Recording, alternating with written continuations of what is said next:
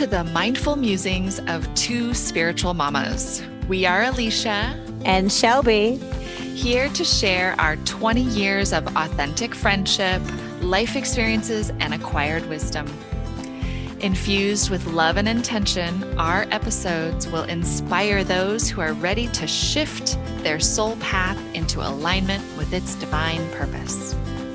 We will discuss alternative approaches to life's traditional pathways, leaving you with tools in your spiritual toolbox to navigate everyday moments.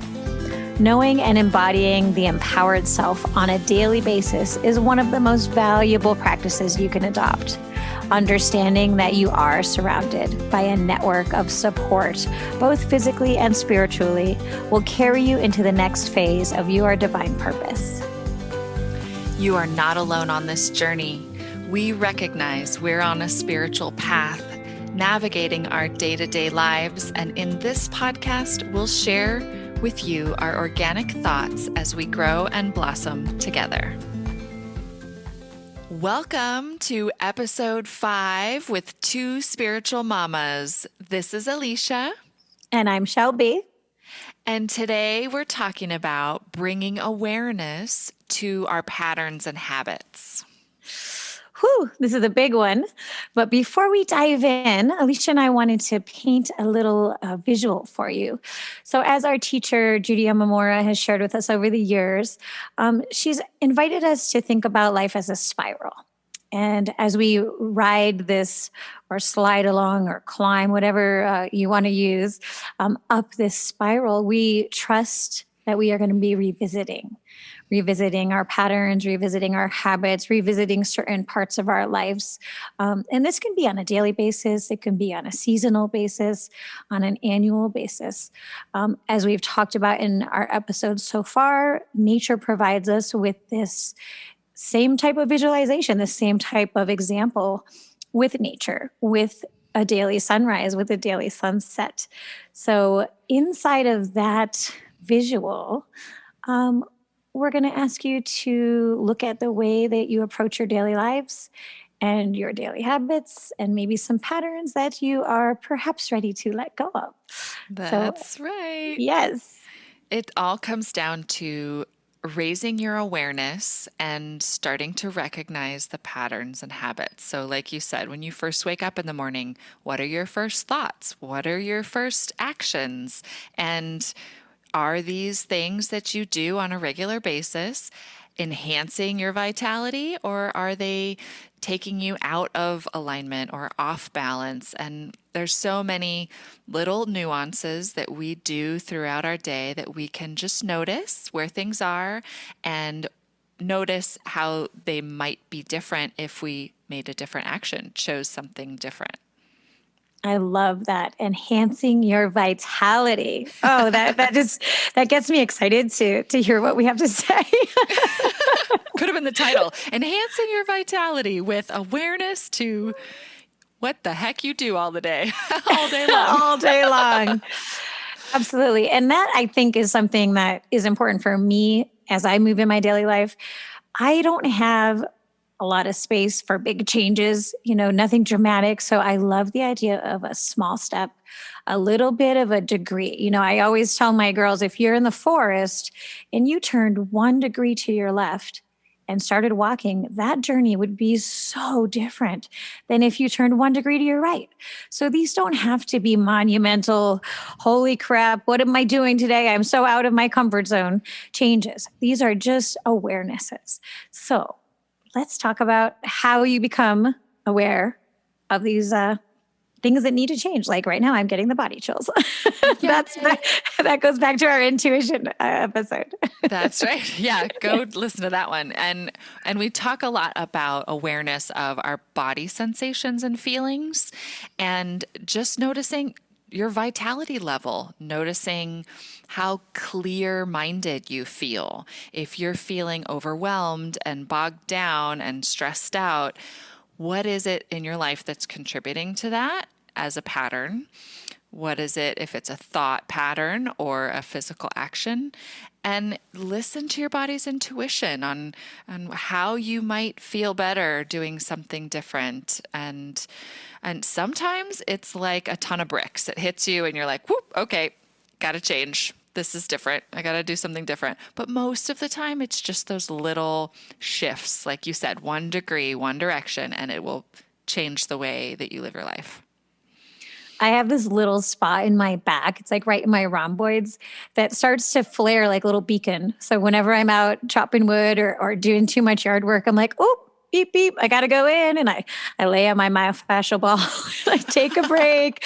I drink some water and I go back out. But it's funny, but my body has learned to give me this little indicator that you're doing too much, girl. You've got to take a break. And we get so excited about progress and checking the list off that often a break or a rest is not really in the cards. So I'm thankful to my body for that, for I sure. love that example because it's that indicator light, and we all have those body Hmm. sensations that we don't listen to very closely. And for me, yep, when I'm at my computer and I'm starting to feel stiff, I really do just need to get up and stretch for 2 minutes. And that is a pattern or a habit that I can get into. You can even set your timer on your phone to go off every 30 minutes and remember to get up and get a drink of water and stretch. Or there's so many great things you can implement to shift into more vitality. But we also want to look at what we're doing on a regular basis that's habitual, like when you get home from work, what do you do? What's the first thing that you grab? Uh, I just fall into bed, and that's not very good. Maybe It's it's exactly what you need in that moment, but Well, if we want to be vulnerable, I'll tell you guys. I had to reteach myself to like go in the bathroom and take off my coaching clothes and be done with that 12-hour, 10-hour day and honor myself and either get in the hot tub or take a shower and wash my face and put my jammies on. When you coach in comfortable clothes so often, just crashing into bed is easy, but it's that simple act of I'm important enough to put my jammies on and then I can go relax. So that's a little bit of a habit I had that I had to break. And it's so rewarding. It's really rewarding because I sometimes if I woke up still in my sweats and my coaching tank top, I was like, oh, what a loser, and I don't want to wake up with that kind of a thought. So that was something I'll just, throw it out there as something I did. Not yeah. anymore. Well, and we're both mamas, so a lot of times we like to bring it back to how do you greet your family when you first come in? Mm. If you've got 3 dozen bags of groceries or whatever you've got in your hands, and the dog is jumping to get attention, and it's a really great thing to have awareness around how people that haven't seen you all day are being greeted and how we talk to our kids when it comes to checking in about school or online school or whatever they're doing. Those are some awarenesses I like to bring to it's funny, my partner doesn't have any kids, but he is such a great role model for parenting. It's always amazing to me how he'll bring up those little noticings. He'll catch me when I'm like not speaking to my son with a lot of awareness. It's just an automatic response. Mhm. So it's those moments that I try to catch myself.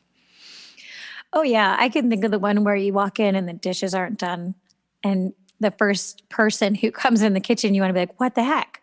I've been working all day. Didn't you have time where you can get to that? You can definitely make your point and ask them in 5 minutes or 10 minutes, hey, can we talk about the dishes here? But how much love do you have for that person and appreciation for them in your life? That will change everything for the evening. If you walk in the door and just say, hey, it's so nice to see you.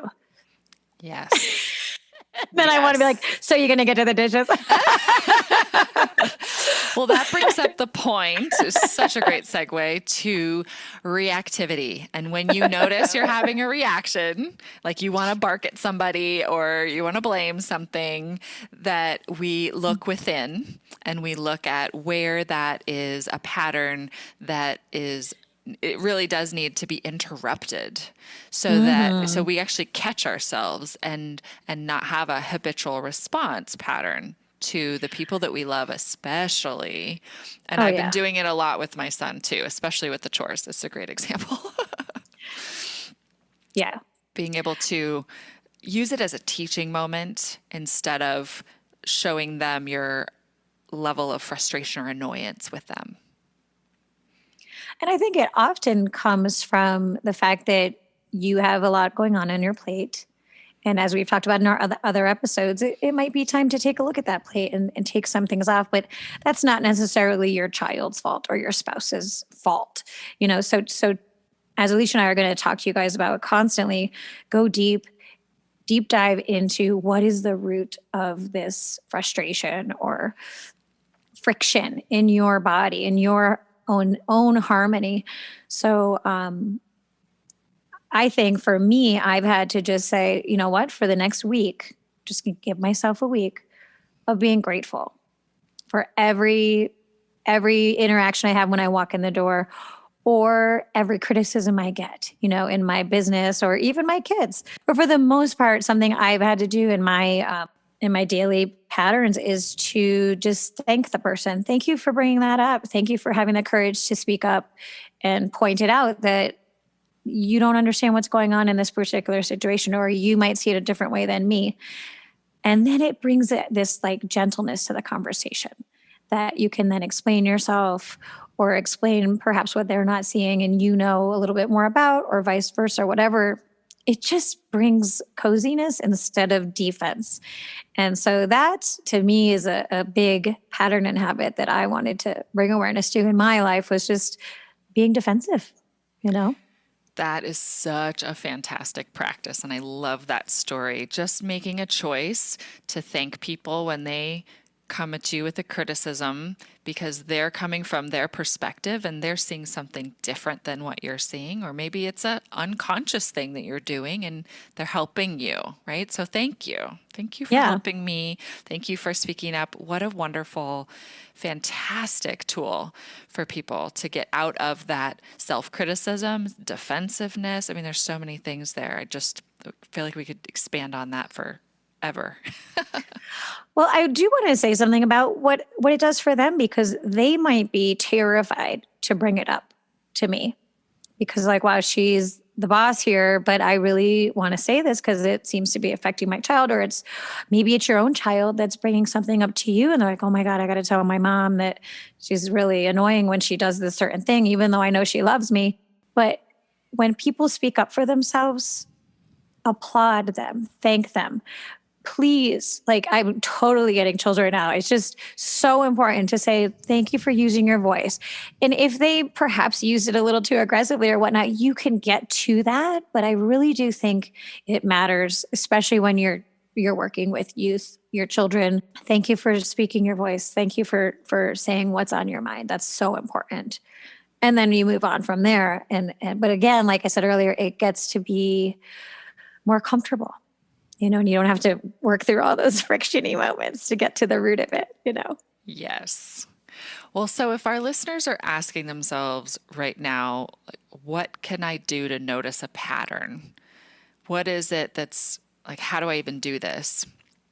I would like to suggest that you notice what in your life is serving you and helping you, and what in your life might be draining you and challenging your ability to have all that vitality and centeredness that we desire.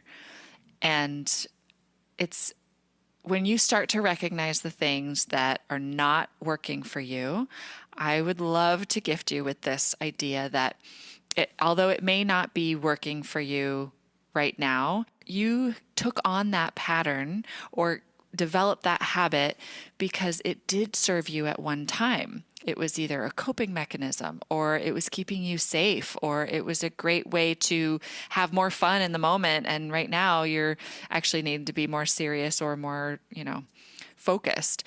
So nothing is necessarily bad or good. It's just whether it's serving you in your highest and most vital, wonderful life or not. And if it's not serving you anymore, thank your previous self, thank your past self for doing what it needed to do at the time, but with grace, you can release and let go and kind of surrender into a different way and change because you are aware now that this is not the way you want to be, and you have a choice that you can shift into doing something different. Oh, yes. Yes. I love all of that. It's almost like those cozy pants that you wore all winter. You were so thankful for them. I know this is a silly example, but you just thank you so much for supporting me all winter and keeping me warm and keeping me feeling cozy. My And my COVID pants, you mean? oh, I think we all have at least 3 pairs of COVID pants. I'm cracking up over here. Yes, but now it's time to give them away. I think we might. I think yeah, a couple more months. Um, hopefully. Oh my goodness. Okay, so yes, that's such a beautiful. I think everything has its purpose and everything serves us, and sometimes you really do need that extreme measure. You need that.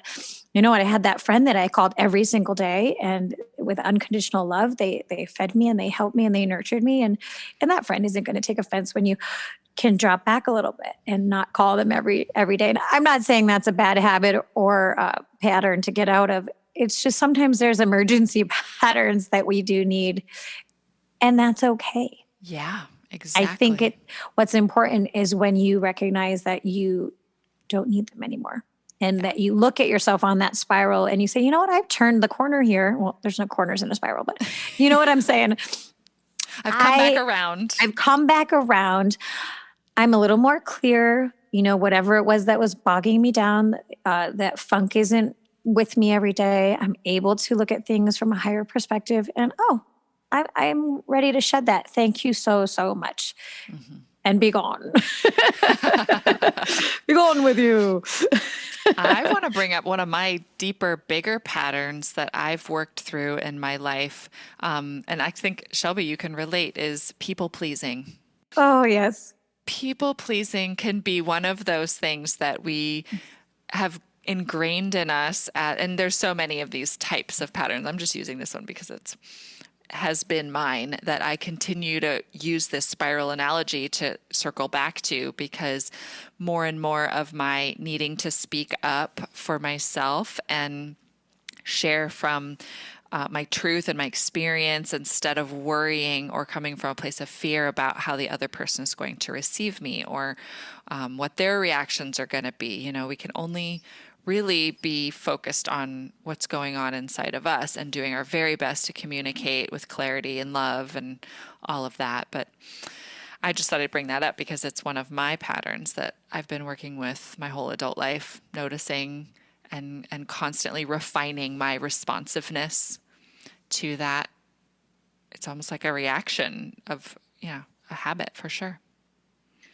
Yeah. And I think we've talked about this before, I believe the best response to that is I have to think about that. Your request is so important. That sounds like an amazing idea, but I have to put some thought into that, Mm-hmm. and then you are not giving that, like, I can't think of the right word, but like that reaction to please.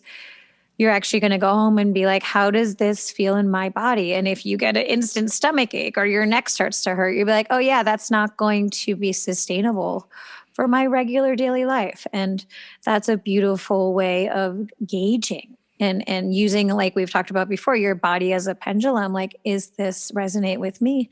And then it's okay. With that understanding, it's so much easier to go back and say, you know what? At this time, that is not in my cards. It's just not going to work out. And I'm always so surprised how resilient people are. They come at you with like, this is going to be it and I need you. And then when you say no, they're like, okay, no problem. And you're like, oh, okay. And it's awesome. And because it's supposed to be that way, because it's divine flow. Yeah. And so trust that as well. Trust in the divine flow and trust that not everybody understands the divine flow. So they might think you are the end all be all. And when Mm-hmm. you say no, they're like, oh, actually, I have another option. and it's fine and it's perfect. So, Yes, creative oh, solutions. I love what you're talking about, being gentle with yourself, being kind and your process. And it also sounds like patience mhm. to like you actually need to take a breath, check your automatic response to people please, to say yes every time or whatever it might be for you. And then have a nice response that you can give that is kind and actually honors you and them and actually brings them into a level of vulnerability into knowing what you've got on your plate, right? You might Mhm. be overwhelmed with what you've got going on. Like you said, your calendar is a great indicator to people that you've got this much time or space or you don't. So you have a great example about the garden that I would love for you to Oh share. yeah. I'm sure everybody has heard of this in some point or another, but we had last season, there was a gymnastics meet, and a lot of the kids, I think it was one of the first meets. And well, there's always expectation with when you showcase yourself or when you decide, I'm going to change this habit, I'm going to change this behavior. And then you go out and you fail. And you're like, oh, that didn't go so hot. And so I wrote something for my girls that reminded them, like, you're never going to plant a seed and then the next day go and yell at the garden. Like, where are you, plants? Why aren't you sprouting? you know, you're going to honor and respect that there's a process. And so please, if you're thinking about this really hard habit that you need to change, whether it's a reactive habit or a behavior habit, or I always think about going to the gym, but I don't. Um, be patient, take small steps. Imagine that you're a seed. It's going to take 7 to 14 days for the sprout to happen. Mm-hmm. Then you got to keep watering it. And that means positive talk, positive self talk. Wow, I didn't really water myself today, but tomorrow I'm going to do better. And just think about that and just look outside if you need to. Look at your children if you need to. They do not start walking in one day.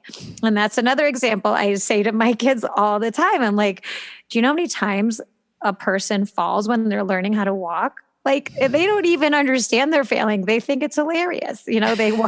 They land on their butt and they giggle. Like, so just look around you for these examples in nature that teach you it's okay to take your time. It's okay to slowly integrate and remind yourself of your goals on a daily basis or every other day. Whatever you do is awesome. You're doing it is the point. Yes. And even So, having the intention to do it is a shift. It's that one yes. degree.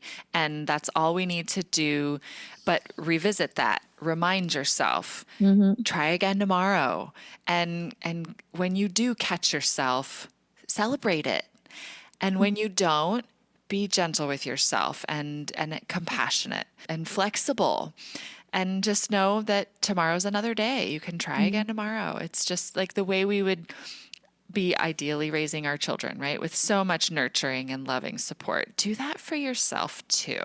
Oh, yes. And if you can, like, have a checkpoint. Alicia and I, that's why we made a commitment to each other before COVID hit, that we wanted to just communicate on a regular basis, because we recognized we're on such a mirroring spiritual path, and there's not many people who are, when you find such a common, the two seeds that were planted at the same time, what? We're like, we got to check in with each other. This is so cool. And we fed off of each other. So and whether that's a journal or just every Sunday or on the first of the month, I'm going to reflect on what I did right. Um, Yes. I could cry right now. I was told by so many spiritual healers on so many different occasions, you are your own worst critic, Shelby. You are holding yourself back from your success because you pick on yourself so badly. There was one group meditation I was in. It was so funny. The woman's like, "Oh, there's somebody here that has to start thinking about what she has accomplished instead of what she hasn't. And I was like, oh my God, that's me. Thankfully, it was on Zoom, and I'm like, But it could have been 6 other people in the group too. But yeah, we are our own worst enemies at times, and so find the little joys and the successes, and think, if you need to get some dirt and plant a seed For do that reals. for Yeah. reals. I was like, I don't know what to say, for reals. Yes. To just witness and be the seed, and you know what? You could plant like a seed every day and have that many different habits. That's a big Your goal, but picture. I know but really, like, you can be on different levels with different goals and different habits, and maybe one isn't able to change until the other is gone. You got to make room sometimes. I'm going to keep going with the seed analogy because there Okay. is a lot of trust in the divine and Yes. trust in spirit, trust that you have that within you to make this happen. And it takes a letting go and Hmm. surrendering into yourself. It's not passive.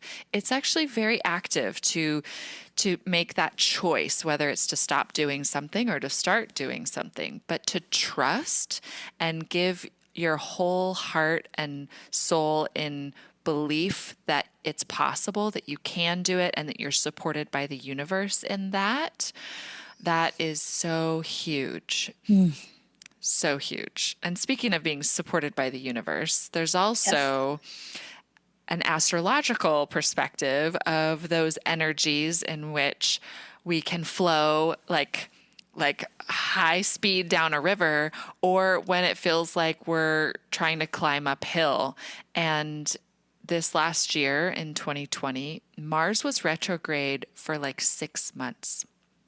And Mars is the planet of action. So there's a lot of it's masculine energy of movement forward, doing, and it was in its absolute strong sign of Aries, but it was retrograde, which felt like pulling on the reins of a horse and carriage. Like you just keep it retained back, hold it back, hold it back, hold it back. And there was not this go energy. We were all locked in our homes. We were not able to create and be out in the world and do as much as we would have liked to. And it was an interesting energy to work with and notice. Okay, we're adjusting to this universal flow right now is not going in that direction. It's not going to make it easy on us. But that is giving us the chance to go within and surrender to those desires. Sometimes, during COVID, honestly, I drank alcohol a lot more than I normally would. And that was a pattern interrupt. I really wanted to abruptly stop drinking alcohol to help me recenter. And I did it for a whole month. And then I was like, okay, I can have a glass of wine once in a while. I'm not an addictive personality. I knew that that wasn't the reason why I was drinking. It was really just because it was like, well, what else is there to do? I'm just in this strange new place and I'm trying to find my way, and it was easy enough once I made that intention and focused on it and made a good healthy choice for myself that the soul coaching 28-day practice helped. It was like a lot of other stuff to think about and focus on, and anybody can join us on that journey anytime they Hmm. like, because it is a really helpful tool or set of tools to shifting a lot of these belief systems and patterns and habits. But And I yeah. want to talk about your pattern interrupt, because I think that's a really cool concept to integrate. If you have something that you're like, I don't even know how to stop this pattern. I'm just now realizing I have this pattern as I listen to this podcast. um, give yourself a little bit of a goal, a very small one. I talked about this a few minutes ago, but a change, like Alicia said, I'm not going to drink for a week or whatever it is. And um, maybe I'm not going to eat fast food, or maybe I'm not going to respond. I know I've already talked about being grateful, but sometimes people can, I have teenagers that I adore and I love, but on occasion they're a little snarky.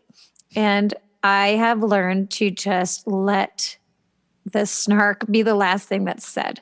instead of being like, what the heck? That was so rude. Then it becomes this battle. And when I said pattern interrupt, I'm going to stop reacting. I'm going to stop trying to teach him a lesson in that moment, because you can't teach a snarky person anything.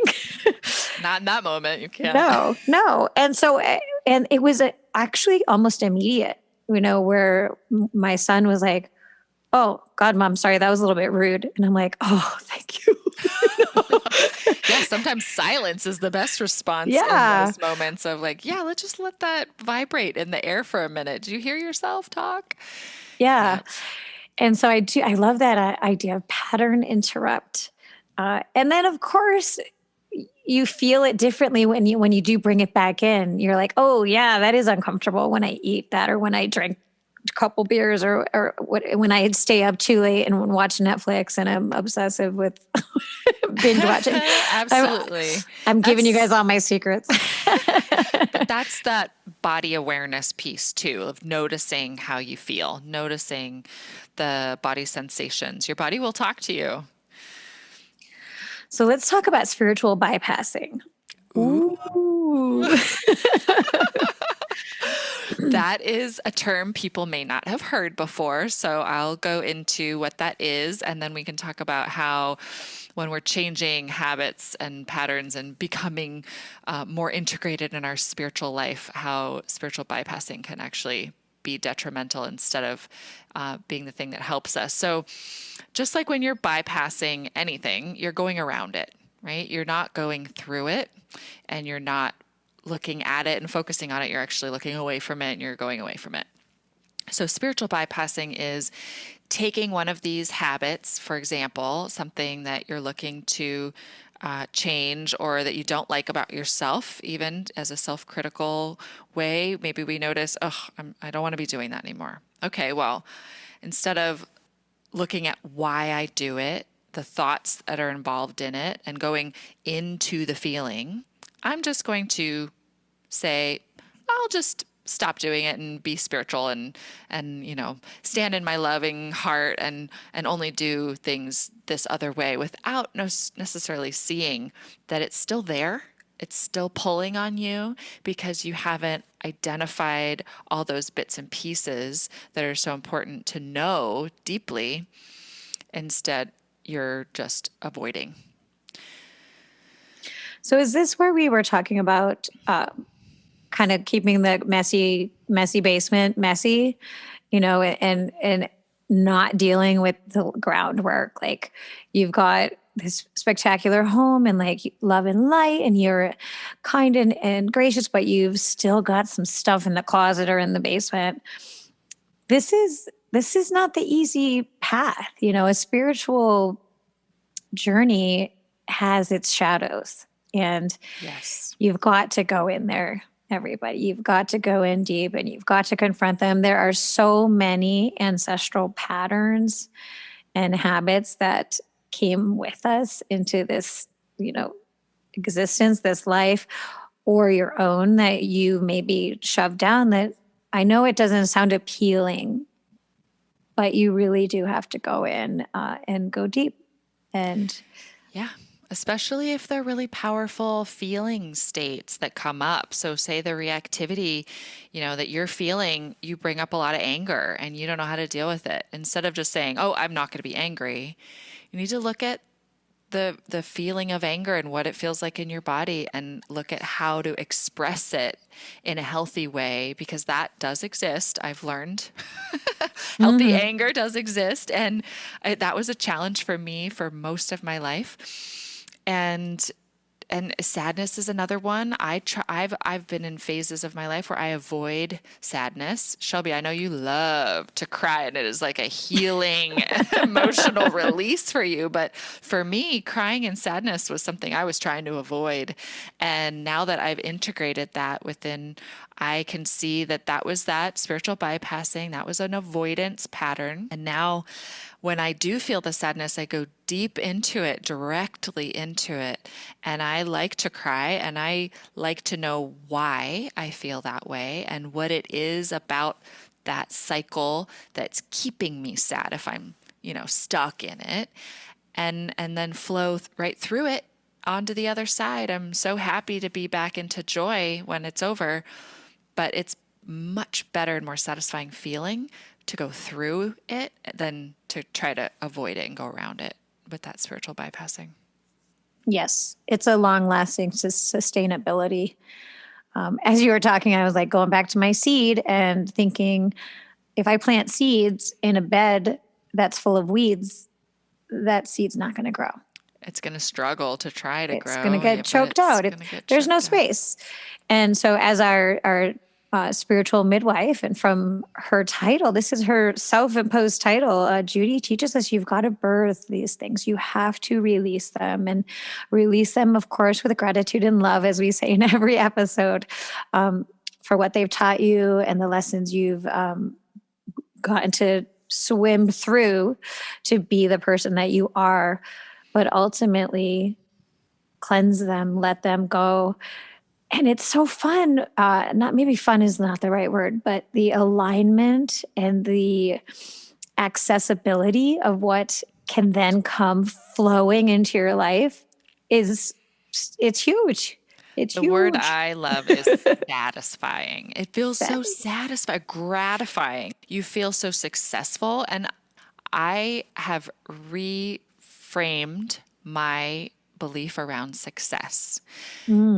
So that feeling that you were just talking about is that feeling of success. It's a spiritual growth success. It's an achievement of a personal goal that I'm been just put on myself for my own pleasure, right? For my own abilities to feel that love and expansive joy through living in a spiritual alignment with flow, with the divine.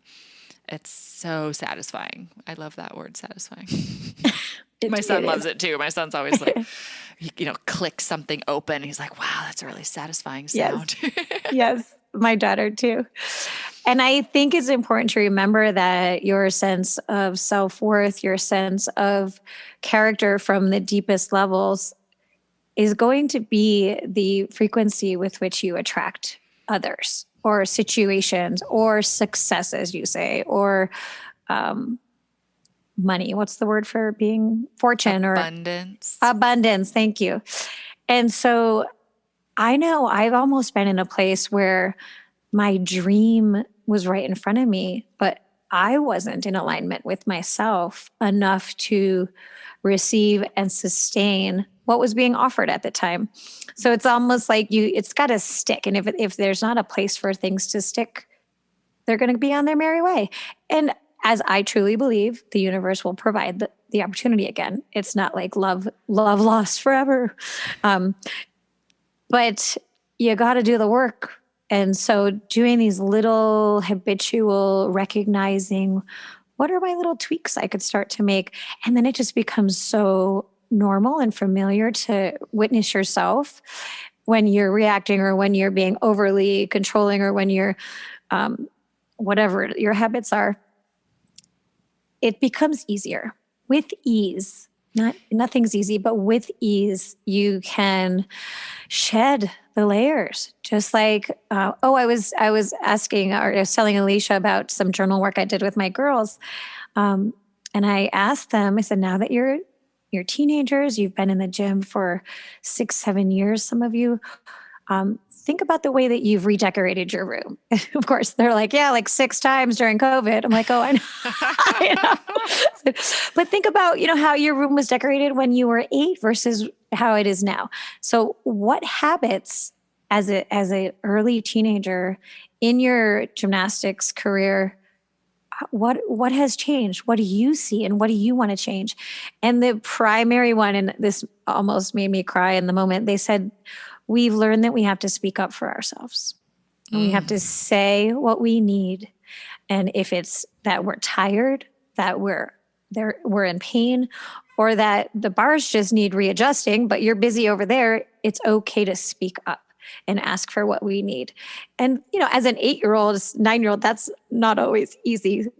Some easier than others, but it was just so wonderful for them to witness that they've grown into this sovereign teenager that could ask for what she needs. So That's so beautiful. And I think what a great way to end this episode, having people look at their old patterns and habits and what you've grown out of, how you've successfully already done Mhm. this or Mhm. things like it, shifted and changed. We're all pivoting and changing and growing, especially now more than ever.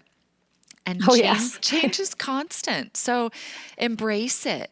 Live with it with passion and joy instead of dread and, the pushing away.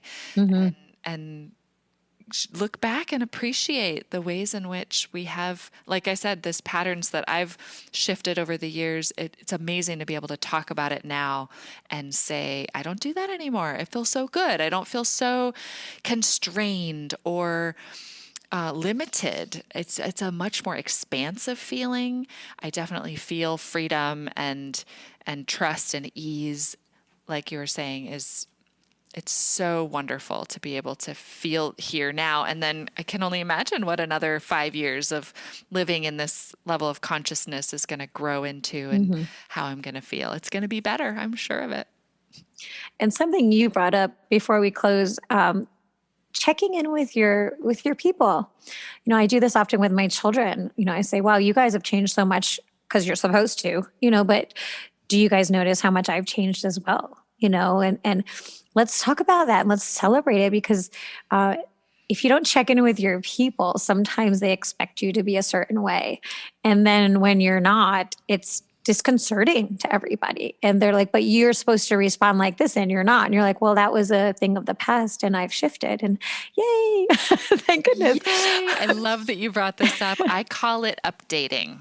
We need to Yes. update each other. And I do it in my partnership. I do it with my child, exactly like you suggested, like asking for people to see you where you are now. Being Hmm. like, hey, let's update on this. I see you've grown. Look at all these things you've done this last year. And recognizing that our parents are still growing. They're still, changing. And sometimes I react to my own mother in a way that was an old pattern from Yeah. years and years ago, right? Yeah. It's so nice to take those appreciative moments of updating. It's so amazing. And especially with the younger generation, it's super easy to get them into the analogy because you're like, hello, your phone just updated like 6 times in the last month. So I also updated too. Yes, this is 10.0 model, whatever. I was going to go with 2.0. Heck no. This is